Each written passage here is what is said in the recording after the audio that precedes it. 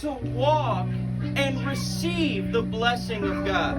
God will bless the righteous. Ang Dios magapanalangin sa mga matarong. Now, the blessing of the Lord is for the righteous, the believer in Jesus Christ. Ang mga magtutuo diha ni Kristo. If you are born again, Kung ikaw usa ka na tawo pag-usab, if you are bought by the blood, if you have been saved, kung ikaw naluwas na, you are the righteous of God. ikaw giilang nga matarong na ka sa Dios. And your inheritance is eternal life. O ang imo nga panulundon mao ka ng kinabuhing walay But katapusan. even in this life, Apan bisan pa nining kinabuhi karon. God has given promise for His Ang Dios children. siya naghatag og saad alang siyang mga anak. The blessing and favor of God. Sinner lives under a curse.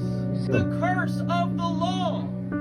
Tunlo diha sa kasuguan. The curse that says you are guilty. The curse that says you are separated from God. Ang tunglo mao kini ang hinungdan nga diin na hilayo na himulag sila sa Dios. That's why we must be born again. Ug mao ka na hinungdan nga kinahanglan ta nga mataw pag-usab. We must be a part of the family of God. Kinahanglan nga diin mahimot ang kabahin diha sa pamilya o panimalay sa In Dios. Jesus Christ. Once you are saved, Apan sa ikaw naluwas, you have the blessing of God. He said that God would surround you with favor